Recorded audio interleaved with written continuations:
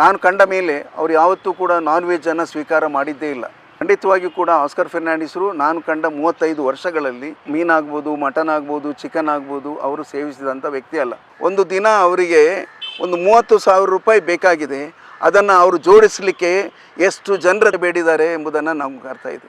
ಒಬ್ಬ ಮೆಟಡೋರ್ ವ್ಯಾನ್ನಲ್ಲಿ ಒಬ್ಬ ಪಾರ್ಲಿಮೆಂಟ್ ಸದಸ್ಯ 8 ವಿಧಾನಸಭಾ ಕ್ಷೇತ್ರವನ್ನು ತಿರುಗಾಡ್ತಾ ಇದ್ದದ್ದು. ಕಾರಣ ಅವರೊಬ್ಬರು ಆಟೋ ಚಾಲಕರ ಸಂಘದ ಅಧ್ಯಕ್ಷರಾಗಿ ಕೆಲಸ ಮಾಡಿದ್ದಾರೆ. LICಯ ಉದ್ಯೋಗವನ್ನು ತ್ಯಜಿಸಿ ಆಸ್ಕರ್ ಫೆರ್ನಾಂಡಿಸರು ರಾಜಕಾರಣಕ್ಕೆ ಇಳಿದರು. ಕೂಚುಪುಡಿ ನೃತ್ಯ ಮಾಡ್ತಾಯಿದ್ರು, ಯಕ್ಷಗಾನ ಮಾಡ್ತಾಯಿದ್ರು ಸರ್. ಅವರು ಯಕ್ಷಗಾನದಲ್ಲಿ ಭೀಮನ ಪಾತ್ರ ಅವರು ಮತ್ತು ವೀರಪ್ಪ ಮೊಯ್ಲಿ ಅವರು ಮಾಡಿದ್ದಾರೆ. ಏನು ಕೊನೆಗೆ ಅವರು ಏನು ಪ್ರಾಪರ್ಟಿ ಏನಿಲ್ಲ ಸರ್. ಭಾಳ ಜನ ಬರೆದ್ರು. ಈಗ ಅವ್ರು ಹೇಳ್ತಾ ಹೇಳಿದ್ರು ನನ್ನ ಹತ್ರ ಅವರು ಸಸ್ಯಾಹಾರಿಗಳಾಗಿದ್ರು ಅಂತ ಹೇಳಿ. ಇದು ನಮ್ಗೆ ಗೊತ್ತೇ ಇರಲಿಲ್ಲ. ಇದೆಲ್ಲದಕ್ಕಿಂತ ಹೆಚ್ಚಾಗಿ 30,000 ರೂಪಾಯಿ ಒಂದು ದಿವಸ ಹೊಂದಿಸ್ಬೇಕಾದ್ರೆ ಎಷ್ಟು ಪರದಾಡ್ತಾರೆ ಅನ್ನುವಂಥದ್ದು ಗಫೂರ್ ಅವ್ರು ಹೇಳ್ತಾ ಇದ್ರು ಅವ್ರ ಸಂದರ್ಶನದಲ್ಲಿ.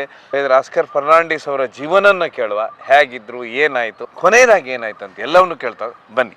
ಆಸ್ಕರ್ ಫೆರ್ನಾಂಡಿಸರು ಒಂದು ಅಪರೂಪದ ರಾಜಕಾರಣಿ.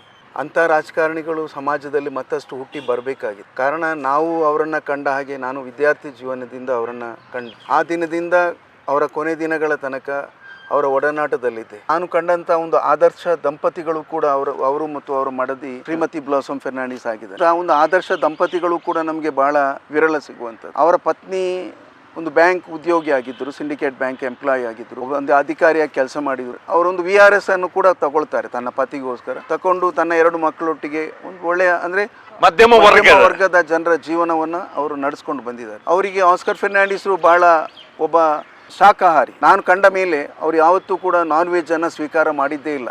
ಖಂಡಿತವಾಗಿಯೂ ಕೂಡ ಆಸ್ಕರ್ ಫೆರ್ನಾಂಡಿಸರು ನಾನು ಕಂಡ 35 ವರ್ಷಗಳಲ್ಲಿ ಮೀನಾಗ್ಬೋದು, ಮಟನ್ ಆಗ್ಬೋದು, ಚಿಕನ್ ಆಗ್ಬೋದು ಅವರು ಸೇವಿಸಿದಂಥ ವ್ಯಕ್ತಿ ಅಲ್ಲ. ಸಸ್ಯಾಹಾರಿ. ಅವರು ಒಬ್ಬ ಯೋಗಪಟು ಆಗಿದ್ದರು.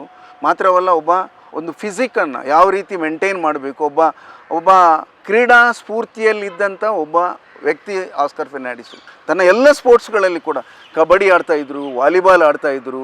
ಅವರ ಆಸಕ್ತಿ ಇರ್ತಕ್ಕಂಥ ಕ್ರೀಡೆ ಇವತ್ತೇನಾದರೂ ಕಬಡ್ಡಿ ಅಂತಾರಾಷ್ಟ್ರೀಯ ಮಟ್ಟಕ್ಕೆ ಸೇರಲಿಕ್ಕೆ ಅವರು ಕ್ರೀಡಾ ಸಚಿವರಾದಾಗ ಭಾರತ ದೇಶದ ಕ್ರೀಡಾ ಸಚಿವರಾದರು. ಅವರು ನಮ್ಮ ಸುನೀಲ್ ದತ್ ಅವರು ತೀರು ಹೋದ ಮೇಲೆ ಅವರ ಸ್ಥಾನವನ್ನು ಪ್ರಧಾನಮಂತ್ರಿಗಳು ಅವರಿಗೆ ಒಪ್ಪಿಸಿದರು.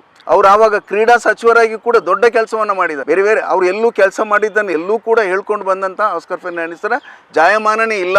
ಅವರು ರಾಷ್ಟ್ರೀಯ ಹೆದ್ದಾರಿಯ ಸಚಿವರಾಗಿದ್ದರು, ಉದ್ಯೋಗ ಖಾತೆಯ ಸಚಿವರಾಗಿದ್ದರು.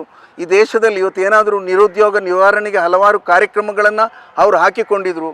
ನಮ್ಮ ಡಾಕ್ಟರ್ ಮನಮೋಹನ್ ಸಿಂಗ್ ಅವರ ಸರ್ಕಾರ ಏನಿದೆ, ಅವರು ಇಷ್ಟು ಕಾರ್ಯಕ್ರಮಗಳನ್ನು ಒಬ್ಬ ಅತ್ಯುತ್ತಮ ಕಾರ್ಮಿಕ ಸಚಿವನಾಗಿ ಕೆಲಸ ಮಾಡಿ, ಒಬ್ಬ ಲೇಬರ್ ಆ್ಯಂಡ್ ಎಂಪ್ಲಾಯ್ಮೆಂಟ್ ಮಂತ್ರಿ. ಅದು ನಾವು ಹೇಳುವಂಥದ್ದಲ್ಲ, ಕಮ್ಯುನಿಸ್ಟ್ ಪಾರ್ಟಿಯವರು ಲೋಕಸಭೆಯಲ್ಲಿ ಅವರನ್ನು ಗುಣಗಾನ ಮಾಡಿದಂಥ ಚರಿತ್ರೆ ಇದೆ. ಒಬ್ಬ ರಿಯಲ್ ಲೇಬರ್ ಲೀಡರ್. ಕಾರಣ ಅವರೊಬ್ಬರು ಆಟೋ ಚಾಲಕರ ಸಂಘದ ಅಧ್ಯಕ್ಷರಾಗಿ ಕೆಲಸ ಮಾಡಿದ್ದಾರೆ. ಲೇಬರ್ ಯೂನಿಯನ್ನಲ್ಲಿ ನಾನು ವರ್ಕಿಂಗ್ ಪ್ರೆಸಿಡೆಂಟ್ ಆಗಿದ್ದೆ. ಬಸ್ ವರ್ಕರ್ಸ್ ಯೂನಿಯನ್ನು, ಅದೇ ರೀತಿ ರಿಕ್ಷಾ ಚಾಲಕರ ಯೂನಿಯನು ಮತ್ತು ಹೋಟೆಲ್ ವರ್ಕರ್ಸ್ ಯೂನಿಯನ್, ಇದೆಲ್ಲ ಮಕ್ಕಳನ್ನು ಸೇರಿಸ್ಕೊಂಡು, ಯುವಕರನ್ನು ಸೇರಿಸ್ಕೊಂಡು ಒಂದು ತಂಡ ಕಟ್ಟಿಕೊಂಡು ಅವರು ಇಡೀ ಉಡುಪಿಯ, ದಕ್ಷಿಣ ಕನ್ನಡದ, ಕರ್ನಾಟಕದ ಕಾರ್ಮಿಕರ ಹೀಗೆ ಒಂದು ದೊಡ್ಡ ಕೊಡುಗೆಯನ್ನು ಕೊಟ್ಟಿದ್ದಾರೆ. ಇವತ್ತೇನಾದರೂ ಅಸಂಘಟಿತ ಕಾರ್ಮಿಕರ ಕಾನೂನು ದೇಶದಲ್ಲಿ ಜಾರಿಗೆ ಬಂದಿದ್ದರೆ ಅದಕ್ಕೆ ಪ್ರಮುಖ ಕಾರಣೀಭೂತರು ಆಸ್ಕರ್ ಫೆರ್ನಾಂಡಿಸರು ಎಂಬುದನ್ನು ಯಾರೂ ಮರೆಯುವ ಹಾಗಿಲ್ಲ. ನಮ್ಮ HK ಪಾಟೀಲ್ ಸಾಹೇಬರು ಅಂದು ವಿಧಾನಸಭೆಯಲ್ಲಿ, ನಾವು ವಿರೋಧ ಪಕ್ಷದಲ್ಲಿದ್ದರು, ಅವರು ಆವತ್ತು ಹೇಳಿದರು, ಈ ರಾಜ್ಯದಲ್ಲಿ ಯಾವುದಾದ್ರೂ ಒಂದು ಕಾರ್ಮಿಕ ಭವನಕ್ಕೆ ಆಸ್ಕರ್ ಫೆರ್ನಾಂಡಿಸರ ಹೆಸರನ್ನು ನಾವು ಇಡಬೇಕು ಎಂಬ ಒಂದು ಒತ್ತಾಯವನ್ನು ಕೂಡ ಆವತ್ತು ಮಾಡಿದರು. ಕಾರಣ ಜನ ಇವನ್ನು ಕೂಡ ಮರೀತಾರೆ ಸರ್. ನಮ್ಮ ಕರಾವಳಿ ಭಾಗದಿಂದ ದೊಡ್ಡ ದೊಡ್ಡ ವ್ಯಕ್ತಿಗಳು ದೇಶದ ಇತಿಹಾಸದಲ್ಲಿದ್ದಾರೆ. ಅದರಲ್ಲಿ ಮಲ್ಯರು ಇರ್ಬೋದು, ಪೈಗಳಿರ್ಬೋದು, ಅಥವಾ ಆಮೇಲೆ ನಮಗೆಲ್ಲ ತಿಳುವಳಿಕೆ ಬಂದ ಮೇಲೆ ಜನಾರ್ದನ್ ಪೂಜಾರಿ ಅವರು, ವೀರಪ್ಪ ಮೊಯ್ಲಿ ಅವರು ಮತ್ತು ಆಸ್ಕರ್ ಫೆರ್ನಾಂಡಿಸರು ಎಲ್ಲೂ ಕೂಡ ಯಾರಿಗೂ ಜನರಿಗೆ ದೊಡ್ಡ ಪ್ರಚಾರಗಳನ್ನು ವಹಿಸಿದ. ಅಂದರೆ ಆವತ್ತಿನ ಕಾಲ ಕೂಡ ಹಾಗೇ ಇತ್ತು. ದೊಡ್ಡ ಪ್ರಚಾರಕ್ಕಾಗಿ ಇವತ್ತಿನ ಈ ಸೋಷಿಯಲ್ ಮೀಡಿಯಾ ಇಷ್ಟೊಂದು ಫಾಸ್ಟಾಗಿ ಇರಲಿಲ್ಲ. ಸಾಮಾಜಿಕ ಜಾಲತಾಣಗಳು ಪ್ರತಿ ಮನೆಯನ್ನು, ಪ್ರತಿ ವ್ಯಕ್ತಿಯನ್ನು ಮುಟ್ಟಿರಲಿಲ್ಲ. ಆದ್ದರಿಂದ ಜನರಿಗೂ ಕೂಡ ಸ್ವಲ್ಪ ತಿಳುವಳಿಕೆ ಅಥವಾ ಟಿವಿಗಳು, ಉಡುಪಿ ಜಿಲ್ಲೆಗೆ TV ಬರಬೇಕಾಗಿದ್ದರೆ, ಉಡುಪಿಗೆ STD ಬರಬೇಕಾಗಿದ್ರೆ, ನಾನು ನೋಡಿದ್ದೇನೆ ಕೊಹಿಮಾದ, ನಾಗಾಲ್ಯಾಂಡ್ನ ರಾಜಧಾನಿ ಕೊಹಿಮಾ, ಅಲ್ಲಿ ಕೂಡ STD ಇರಲಿಲ್ಲ. ಉಡುಪಿಗೆ STD ಬಂತು, ಗುಲ್ಬರ್ಗಕ್ಕೆ STD ಬಂತು. ಗುಲ್ಬರ್ಗದಿಂದ CM ಸ್ಟೀಫನ್ ಅವರು ಲೋಕಸಭೆಗೆ ಗೆದ್ದು ಹೋಗ್ತಾರೆ ಇಂದಿರಾ ಗಾಂಧಿ ಅವರ ಸಚಿವ ಸಂಪುಟದಲ್ಲಿ.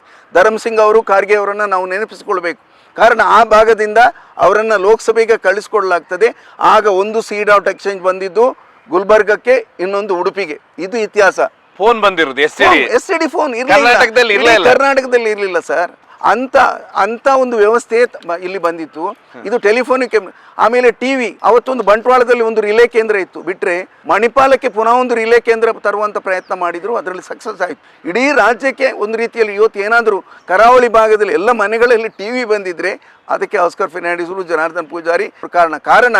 ಇದಕ್ಕೆ ಯಾಕೆ ನಾನು ಇಲ್ಲಿ ಪ್ರಸ್ತಾಪ ಮಾಡಿದ್ದೆ ನೀವು ಕೇಳಿದ್ದಕ್ಕೆ ಅಂತ ಹೇಳಿದ್ರೆ, ನಮ್ಮಲ್ಲಿ ಉದ್ಯೋಗ, ನಿರುದ್ಯೋಗ, ಶಿಕ್ಷಣಕ್ಕೆ ಹೆಚ್ಚು ಒತ್ತು ಕೊಟ್ಟುಕೊಂಡು ಎಲ್ಲರೂ ಬಂದಿದ್ದಾರೆ. ಇಂದಿನ ರಾಜಕಾರಣಿಗಳೆಲ್ಲ ರಾಜಕೀಯ ಮರೆತರೂ ಕೂಡ ನಾವು ಅದನ್ನು ಒತ್ತಿ ಹೇಳ್ಬೋದಾಗಿತ್ತು. ಒಂದು ಇವತ್ತೇನು MRPL ಬಂತು, ಸಾವಿರಾರು ಜನರಿಗೆ ಉದ್ಯೋಗ ದೊರಕಿತ್ತು. MPT ಅದು ಅಭಿವೃದ್ಧಿ ಆಯಿತು. ಮಲ್ಯರು ದೊಡ್ಡ ಕನಸಾಗಿ ಬಂದಿದೆ.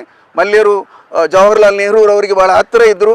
ಆದ್ದರಿಂದ ಅದೊಂದು ಕೆಲಸ ಅಲ್ಲಿಗೆ ಬಂತು. ಆಸ್ಕರ್ ಫೆರ್ನಾಂಡಿಸ್ ಇಂದರಿಂದಾಗಿ ರಾಜೀವ್ ಗಾಂಧಿಯವರ ಪಾರ್ಲಿಮೆಂಟರಿ ಸೆಕ್ರೆಟರಿ ಆಗಿ ಅವರ ಹತ್ತಿರದ ಗಾಂಧಿ ಕುಟುಂಬದ ಒಬ್ಬ ಹತ್ತಿರದ ಬಂಧು ಆಗಿರುವುದರಿಂದ ಇವತ್ತು MRPL ಬಹಳ ಶೀಘ್ರವಾಗಿ ಬಂದು ಇಷ್ಟು ದೊಡ್ಡ ಮಟ್ಟದಲ್ಲಿ ನಿರುದ್ಯೋಗಕ್ಕೆ ಒಂದು ದೊಡ್ಡ ಶಕ್ತಿಯಾಗುವಂಥ ಸಾಧ್ಯತೆ ಆಯಿತು. NMPT ಹಾರ್ಬರ್ ಆಗಿ ಉಳಿದಿತ್ತು, ಅದು ಮೇಲ್ದರ್ಜೆಗೆ ಹೋಗಿರಲೇ ಇಲ್ಲ, ಅದು ಮೇಲ್ದರ್ಜೆಗೆ ಹೋಯಿತು. NITK ಅದು KRIC ಆಗಿತ್ತು, ಕರ್ನಾಟಕ ರೀಜನಲ್ ಇಂಜಿನಿಯರಿಂಗ್ ಕಾಲೇಜ್ ಆಗಿತ್ತು. ಅದನ್ನು ಆ ಉನ್ನತ ಸ್ಥಾನಕ್ಕೆ NITK national institute of technology ಮಾಡಲಿಕ್ಕೆ ಪ್ರಮುಖ ಕಾರಣರೇ ಅವರು ಸೈನ್ಸ್ ಆ್ಯಂಡ್ ಟೆಕ್ನಾಲಜಿ ಮತ್ತು ಆ ಒಂದು ಕಮಿಟಿಯಲ್ಲಿ ಇದ್ದುದರಿಂದ ಇವತ್ತು ಅದೆಲ್ಲ ಬರಲಿಕ್ಕೆ ಸಾಧ್ಯ ಆಗಿದೆ.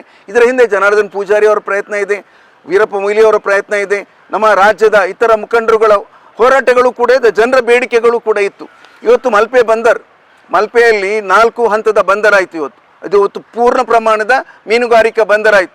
ಮಂಗಳೂರು ಇರ್ಬೋದು, ಬೈಕಂಪಾಡಿ ಇರ್ಬೋದು, ಅಥವಾ ನಮ್ಮ ಇಲ್ಲಿರ್ಬೋದು. ಈಗ ಬೇರೆ ಬೇರೆ ಹೊನ್ನಾವರ, ಕಾರವಾರ ಈ ಬಂದರುಗಳಿಗೂ ಕೂಡ ಅನುದಾನಗಳು ಜೋಡಣೆಗಳಾಗಿದೆ. ಈ ಮಲ್ಪೆ ಹಾರ್ಬರ್ ಪೂರ್ಣ ಪ್ರಮಾಣದ ಇವತ್ತು ಬರಬೇಕಾಗಿದ್ದರೆ ಅದಕ್ಕೆ ಆಸ್ಕರ್ ಫೆರ್ನಾಂಡಿಸರು, ಸ್ಥಳೀಯ ನಾಯಕರುಗಳು, ಮೀನುಗಾರಿಕಾ ಹೋರಾಟಗಾರರು, ದಿವಂಗತ ಮಲ್ಪೆ ಮಧ್ವರಾಜರು, ಮನೋರಮ ಮಧ್ವರಾಜರು ಇವರೆಲ್ಲ ಕೆಲಸ ಮಾಡಿದ್ದಾರೆ ಇದರ ಹಿಂದೆ. ಆಸ್ಕರ್ ಫೆರ್ನಾಂಡಿಸರು ಒಬ್ಬ ಸಾಮಾನ್ಯ ಕುಟುಂಬ. ಅಂದರೆ ಅವರ ತಂದೆಯವರು ರಾಕಿ ಫೆರ್ನಾಂಡಿಸ್ ಹೆಡ್ ಮಾಸ್ಟರ್ ಆಗಿದ್ದರು. ಅವರು TFIಗಳಿಗೆ, ನಮ್ಮ ಅದಮಾರು ಮಠದ ಸ್ವಾಮೀಜಿ ಅವರಿಗೆ ಮತ್ತು ME ಕಾಮತ್ ಅವರಿಗೆ, ಬಹಳಷ್ಟು ಜನ ಮೇಧಾವಿ ಏನು ಸಮಾಜದಲ್ಲಿ ಇವತ್ತು ಇದ್ದಾರೆ ಗಣ್ಯ ವ್ಯಕ್ತಿಗಳು, ಆರ್ ಶೆಟ್ಟರಿಗೆ, ಬಹಳಷ್ಟು ದೊಡ್ಡ ಮೇಧಾವಿಗಳಿಗೆ ಒಂದು ಶಿಕ್ಷಣವನ್ನು ಕೊಟ್ಟಂತ ಒಬ್ಬ ಶಿಕ್ಷಣ ತಜ್ಞ, ಅವರೊಬ್ಬ ನೇರ ನಡೆನುಡಿಯ ವ್ಯಕ್ತಿ ಎಂಬುದನ್ನು ನಾವು ಕಂಡಿಲ್ಲ.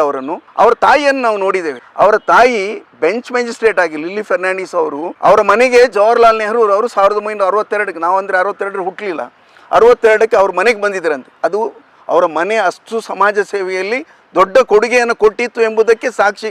ಪ್ರಥಮ ಪ್ರಧಾನಿ ಆ ಭಾಗಕ್ಕೆ ಬರ್ತಾರೆ ಅಂತೇಳಿ ಆದರೆ ಅವ್ರ ಮನೆಯನ್ನು ಇದು ನಾವು ಹೇಳಿದ್ದಲ್ಲ, ನಮಗೆ ಗೊತ್ತಾದ್ದು ಲಾಲಾ ಲಜಪತ್ ರಾಯ್ ಬರೆದಿರ್ತಕ್ಕಂಥ ಪುಸ್ತಕದಲ್ಲಿ. ಇವರು ರಾಜಕೀಯ ಹೇಗೆ ಬರ್ತಾರೆ ಸರ್? ಇವರು ರಾಜಕೀಯಕ್ಕೆ ಬಂದದ್ದು ನಾವು ತಿಳ್ಕೊಂಡಾಗೆ, ಅಂದರೆ ನಾವು ಅವರು ಪಾರ್ಲಿಮೆಂಟ್ ಸದಸ್ಯರಾದ ಮೇಲೆ ನಮಗೆ ಅವರು ರಾಜಕೀಯ, ನಮಗೂ ಅವರೇ ರಾಜಕಾರಣಕ್ಕೆ ತಗೊಂಡು ಎಳ್ತಂದ್ರು ಅಂತೇಳಿ ಹೇಳ್ಬೋದು.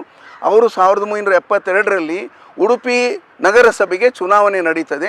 ಚುನಾವಣೆ ನಡೆಯುವಾಗ ಅಂಬಲ್ಪಾಡಿಯ 3 ಏನು ಕ್ಷೇತ್ರ ಇದೆ ಆ ವಾರ್ಡ್ನಲ್ಲಿ, ಆ 3 ಕ್ಷೇತ್ರದಲ್ಲಿ 3 ವ್ಯಕ್ತಿಗಳು ಕಾಂಗ್ರೆಸ್ಸಿನ ಅಭ್ಯರ್ಥಿಗಳಾಗಿ ಸ್ಪರ್ಧೆ ಮಾಡ್ತಾರೆ. ಅದರಲ್ಲಿ ಆಸ್ಕರ್ ಫೆರ್ನಾಂಡಿಸರು ಒಬ್ಬರು. ಕಾರಣ ಅವರು LICಯ ಉದ್ಯೋಗದಲ್ಲಿದ್ದರು. LICಯ ಉದ್ಯೋಗವನ್ನು ತ್ಯಜಿಸಿ ಆಸ್ಕರ್ ಫೆರ್ನಾಂಡಿಸರು ರಾಜಕಾರಣಕ್ಕೆ ಇಳಿದರು. ಅದೇ LICಯ ಆಲ್ ಇಂಡಿಯಾ ಆಫೀಸರ್ಸ್ ಫೆಡರೇಷನ್ನ ಅಧ್ಯಕ್ಷರು ಕೂಡ ಆದರು ಆಸ್ಕರ್ ಫೆರ್ನಾಂಡಿಸರು. ಒಂದು ಇತಿಹಾಸ ನೋಡಿ, TFIಗಳು ಅದರ ಅಧ್ಯಕ್ಷರಾಗಿದ್ದರು. ಆದರೆ ಆಮೇಲೆ ಎಂಪ್ಲಾಯೀಸ್ ಯೂನಿಯನ್ನ, ಅಂದರೆ ಕಾರಣ ಅವರ ಕಾರ್ಮಿಕರ ಬಗ್ಗೆ ಅವರ ಭಾವನೆ ಎಷ್ಟಿತ್ತು ಅಂತ ಹೇಳುವುದಕ್ಕೆ ಅದು ಕೂಡ ಒಂದು ಕಾರಣ. ಉದ್ಯೋಗಿ ಆಗಿದ್ರು, ರಾಷ್ಟ್ರ ಮಟ್ಟದಲ್ಲಿ ಆಫೀಸರ್ಸ್ ಅಸೋಸಿಯೇಷನ್ನ ಅಧ್ಯಕ್ಷರು ಕೂಡ ಆದರು. ಅವರು ಪಾರ್ಲಿಮೆಂಟಿಗೆ ಹೋದ್ಮೇಲೆ MP ಆದದ್ದು ಕಾರಣ ಅಂತ ಹೇಳಿದರೆ, ಆ ಸಂದರ್ಭದಲ್ಲಿ ನಮ್ಮ TFIಗಳು ದೇವರಾಜ ಅರಸೂರು ಅವರ ಕಾಂಗ್ರೆಸ್ ಡಿವೈಡ್ ಆಯಿತು ಕರ್ನಾಟಕ ರಾಜ್ಯದಲ್ಲಿ.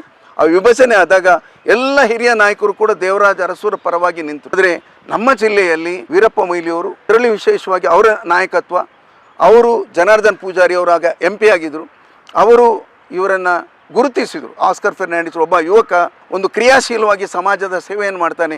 ಯುವಕ ಕಾಂಗ್ರೆಸ್ನ ಅಧ್ಯಕ್ಷರಾಗಿದ್ದರು. ಅವಿಭಜಿತ ದಕ್ಷಿಣ ಕನ್ನಡ ಜಿಲ್ಲೆಯ ಯುವಕ ಕಾಂಗ್ರೆಸ್ಗೆ ಅವರು ಅಧ್ಯಕ್ಷರಾಗಿದ್ದರು. ಆವಾಗ ಅವರು ಅದೇ ರೀತಿಯಲ್ಲಿ KJ ಜಾಯ್ ಸಾಹೇಬರು ಕೂಡ ಉಡುಪಿಗೆ ಅಭ್ಯರ್ಥಿ ಆಗ್ತಾರೆ ಎಂಬ ಒಂದು ಭಾವನೆ ಕೇಳಿ ಬರ್ತಾ ಇತ್ತು. ಆದರೆ ಎಲ್ಲವೂ ಕೂಡ ಕೊನೆಗೆ ವೀರಪ್ಪ ಮೊಯ್ಲಿಯವರು, ಜನಾರ್ದನ್ ಪೂಜಾರಿ ಅವರು ಇವರನ್ನು, ಇಂದಿರಾ ಗಾಂಧಿ ಅವರನ್ನು ಶಂಕರಾನಂದ್ ಅವರ ಮನೆಯಲ್ಲಿ ಬೆಳಗಾಮಲ್ಲಿ ಭೇಟಿ ಮಾಡಿಸ್ತಾರೆ. ಭೇಟಿ ಆದಮೇಲೆ ಇಂದಿರಾ ಗಾಂಧಿ ಅವರು ಕೇಳ್ತಾರೆ, ನೀವು TFI ವಿರುದ್ಧ ಗೆಲ್ತೀಯಾ ಅಂತೇಳಿ ಇವ್ರ ಹತ್ರ. ಇವರು ಗೆಲ್ತೇನೆಂಬ ಒಂದು ನಗುಮುಖವನ್ನು ಹೇಳ್ತಾರೆ. ಅವ್ರು ಹೇಳಿದಂಥ ಮಾತುಗಳು ನಾವು ಅದನ್ನೆಲ್ಲ ಕಂಡಿಲ್ಲ. ಅಂತೂ ಅವ್ರು ಹೇಳಿದಂಥದ್ದು ಅಲ್ಲಿಂದ ಅವರು ಮತ್ತೆ ಬಂದಾಗ ಅವ್ರು ಗೆದ್ದದ್ದೇ 2.5 ಲಕ್ಷ ಮತದಲ್ಲಿ. ಅಷ್ಟು ದೊಡ್ಡ ವ್ಯಕ್ತಿ, ಮೇರು ವ್ಯಕ್ತಿ. ಆದರೆ ಅದೇ TFIಗಳನ್ನು ಆಸ್ಕರ್ ಫೆರ್ನಾಂಡಿಸ್ರು ಹೋಗಿ ಗೆದ್ದ ಮೇಲೆ ಭೇಟಿಯಾಗಿ ಕೇಳ್ತಾರೆ, ಸರ್ ನೀವೆಲ್ಲ ಏನೆಲ್ಲ ಕೆಲಸಗಳನ್ನು ಬಿಟ್ಟು ಹೋಗಿದ್ದೀರಿ ಅದನ್ನು ನಾನು ಕೈಗೆತ್ತಿಕೊಳ್ತೇನೆ ಅಂತೇಳಿ. ಆಗ TFIಗಳು ಹೇಳಿದಂಥ ಮಾತು, ಕೊಂಕಣ್ ರೈಲ್ವೆ, ರಾಷ್ಟ್ರೀಯ ಹೆದ್ದಾರಿ, ಅದೇ ರೀತಿಯಲ್ಲಿ ಇಂಟರ್ನ್ಯಾಷನಲ್ ಏರ್ಪೋರ್ಟ್, ಇದನ್ನೆಲ್ಲವನ್ನು ಕೂಡ ನೀನು ಕೈಗೆತ್ತಿಕೊಳ್ಬೇಕು ಎಂಬುದು ಸೌಜನ್ಯದ ಮಾತುಗಳು. ಕಾರಣ ಆಸ್ಕರ್ ಫೆರ್ನಾಂಡಿಸ್ರ ಮತ್ತು TFIಗಳ ಅಥವಾ ಪೈ ಕುಟುಂಬದ ಒಂದು ಬಾಂಧವ್ಯ ಅಷ್ಟರ ಮಟ್ಟಿಗಿತ್ತು. ಅವರ ವಂಡರ್ಫುಲ್ ಕ್ಯಾರೆಕ್ಟರ್ ಸರ್. ಅವರು ವಂಡರ್ಫುಲ್ ಕ್ಯಾರೆಕ್ಟರ್, ಪ್ರೀತಿಸ್ತಾ ಇದ್ರು ಮನುಷ್ಯರನ್ನು ಮಾತ್ರ ಅಲ್ಲ, ಪ್ರಾಣಿಗಳನ್ನು ಪ್ರೀತಿಸ್ತಾ ಇದ್ರು, ಸಸ್ಯರಾಶಿಗಳನ್ನು ಕೂಡ ಪ್ರೀತಿಸ್ತಕ್ಕಂಥ ಒಬ್ಬ ವ್ಯಕ್ತಿ ಅವರು. ಮನುಷ್ಯನನ್ನು ಮಾತ್ರ ಅಲ್ಲ, ಪ್ರಾಣಿಗಳನ್ನು ಸಿಗಿಸ್ತಾ ಇದ್ರು. ಅವ್ರು ಹೋದಾಗ ನಾಯಿ ಹತ್ತಿರ ಬಂದರೆ ನಾಯಿಗೆ ಬಿಸ್ಕೆಟ್ ಹಾಕದೆ ಅವ್ರು ಮುಂದುವರಿಯೋದೇ ಇಲ್ಲ, ನಾಯಿಗೆ ಏನಾದರೂ ತಂದು ಕೊಡದೆ ಅವ್ರು ಮುಂದುವರಿಯೋದೇ ಇಲ್ಲ ಅಂತ ಒಬ್ಬ ವ್ಯಕ್ತಿ. ಅಂಥ ಒಂದು ಕ್ಯಾರೆಕ್ಟರ್ ಅವರಲ್ಲಿ ನೋಡಿ. ಅವರು ಯಾರಿಗೂ ಕಷ್ಟ ಬಂದರೂ ಕೂಡ ತನ್ನ ಹುದ್ದೆ, ತನ್ನ ಸ್ಥಾನವನ್ನು ಲೆಕ್ಕಿಸದೆ, ನಾವು ಎಷ್ಟೋ ಸಲ ದಾರಿಯಲ್ಲಿ ಹೋಗುವಾಗ ಆಕ್ಸಿಡೆಂಟ್ಗಳಾಗ್ತಾಯಿತ್ತು. ಆ ಆಕ್ಸಿಡೆಂಟ್ ಆದಾಗ ಅವರೇ ಸ್ವತಃ ಇಳಿದು ಕೆಲಸ ಮಾಡಿದ್ದಾರೆ, ಅವ್ರನ್ನ ಆಸ್ಪತ್ರೆಗೆ ಹೋಗುವಂಥ ಕೆಲಸವನ್ನು ಮಾಡ್ತಾರೆ. ನಾನು ನೋಡಿದ್ದು, ಕಣ್ಣಾರೆ ನೋಡಿದಂಥದ್ದು, ಕರಾವಳಿಯಲ್ಲಿ ಸಮುದ್ರದಲ್ಲಿ ಅದೆಷ್ಟು ಬಾರಿ ಸಮುದ್ರ ಕೊರೆತ ಆಗ್ತಾಯಿತ್ತು. ಮೀನುಗಾರರೊಟ್ಟಿಗೆ ಸೇರಿ ಅವರೇ ತನ್ನ ಪ್ಯಾಂಟ್ ಎಲ್ಲವನ್ನು ತೆಗೆದು ಚಡ್ಡಿಯಲ್ಲಿ ಇದೊಂದು ಶಾಲ್ ಹಾಕ್ಕೊಂಡು, ಬರೀ ಒಂದು ಬನಿಯನ್ ಹಾಕ್ಕೊಂಡು ಇದರ ಮರುಳಿನ ಗೋಣಿಗಳನ್ನು ಸೇರಿಸಿದ್ದನ್ನು ನಾವು ಕಂಡಿದ್ದೇವೆ. ಅಂಥ ವ್ಯಕ್ತಿ ಆಸ್ಕರ್ ಫೆರ್ನಾಂಡಿಸ್. ಈಗ ಒಬ್ಬ ಪಾರ್ಲಿಮೆಂಟ್ ಸದಸ್ಯ ಅಂತ ಕೆಲಸ ಮಾಡ್ತಾನೆ ಎಂಬುದನ್ನು ನೋಡಿ. ಅಂದರೆ ಆ ಕೆಲಸಕ್ಕೆ ಹೋಗುವಂಥ ಸನ್ನಿವೇಶನೇ ಇಲ್ಲ. ಅಂದರೆ ಜನರೊಟ್ಟಿಗೆ ಇದ್ದರು, ಅದು ಅವ್ರ ಹತ್ರ ಅವತ್ತಿದ್ದ ವಾಹನ ಒಂದು ಮೆಟಡೋರ್ ವ್ಯಾನ್ ಸರ್. ಒಬ್ಬ ಮೆಟಡೋರ್ ವ್ಯಾನ್ನಲ್ಲಿ ಒಬ್ಬ ಪಾರ್ಲಿಮೆಂಟ್ ಸದಸ್ಯ 8 ವಿಧಾನಸಭಾ ಕ್ಷೇತ್ರವನ್ನು ತಿರುಗಾಡ್ತಾ ಇದ್ದದ್ದು. ಅಷ್ಟು ಮಾತ್ರ ಅಲ್ಲ, 8 ವಿಧಾನಸಭಾ ಕ್ಷೇತ್ರದಲ್ಲಿ ಕೂಡ ಒಬ್ಬೊಬ್ಬ ಉತ್ತಮ ನಾಯಕರನ್ನು ಸೃಷ್ಟಿ ಮಾಡಿದರು. ಎಂಥ ನಾಯಕರು? ಪ್ರತಾಪ್ ಚಂದ್ರ ಶೆಟ್ಟಿ, ರಮಾನಾಥ್ ರೈ, ವಿಜಯ್ ಕುಮಾರ್ ಶೆಟ್ಟಿ, ಗೋಪಾಲ ಪೂಜಾರಿ, ಗೋಪಾಲ ಭಂಡಾರಿ, ಅಂದರೆ ಬೇರೆ ಬೇರೆ ಭಾಗದಿಂದ ಒಬ್ಬೊಬ್ಬ ಉತ್ತಮ ನಾಯಕ. ಆ ಭಾಗದಲ್ಲಿ ಕೂಡ ಒಳ್ಳೊಳ್ಳೆ ನಾಯಕರು. ಈಗ ಬ್ಲೇಸಸ್ ಡಿಸೋಜಾ, ಹಿರಿಯ ಮುತ್ಸದ್ದಿಗಳನ್ನು ಎಲ್ಲರನ್ನು ಜೋಡಣೆ ಮಾಡಿದರು. ಮತ್ತು UT ಖಾದರ್ ಅಂತವರಿಗೂ ಕೂಡ ಅವರೇ ಸಹಕಾರ ಕೊಟ್ಟಿರ್ತಕ್ಕಂಥದ್ದು ಕೂಡ ಇದು. ಇವತ್ತು ಇಲೆಕ್ಷನ್ ನಡೀತಾ ಇತ್ತಲ್ಲ ಸರ್, ಆ ಸಮಯಕ್ಕೆ ದುಡ್ಡೆಲ್ಲ ಎಲ್ಲ ಕಡೆ ಖರ್ಚು ಮಾಡ್ತಾರೆ. ಇವತ್ತಿನ ಕೋಟಿ ಬಿಡಿ ಸರ್.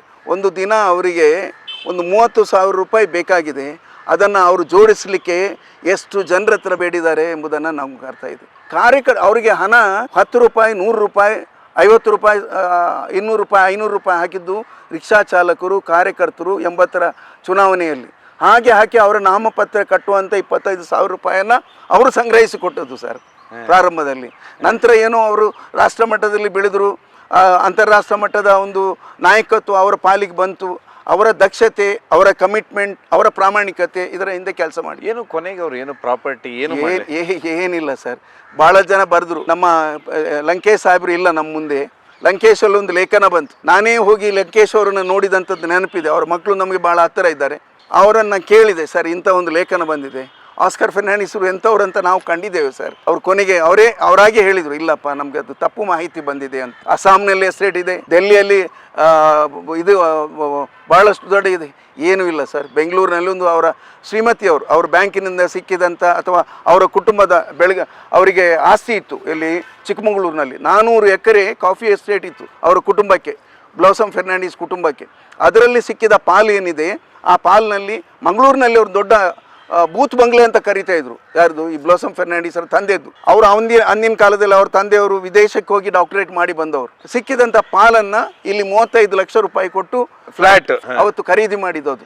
ನನ್ನ ತಿಳುವಳಿಕೆ, ನಾನು ಕಂಡ ಪ್ರಕಾರ ಆಸ್ಕರ್ ಫೆರ್ನಾಂಡಿಸರಷ್ಟು ಪ್ರಾಮಾಣಿಕರು ರಾಜಕಾರಣದಲ್ಲಿ ಇವತ್ತಿನ ಕಾಲದಲ್ಲಿ ಇಲ್ಲ ಅಂತೇಳಿ ನಾನು ಹೇಳಬೇಕು.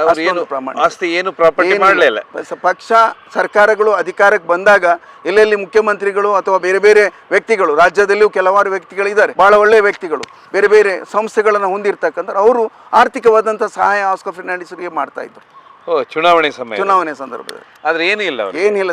ಇವತ್ತು ನಾನು ಆ ಪಕ್ಷಕ್ಕೆ ಅಧ್ಯಕ್ಷನಾಗಿದ್ದೆ 12 ವರ್ಷಗಳ ಕಾಲ ಉಡುಪಿ ಜಿಲ್ಲೆಯಲ್ಲಿ.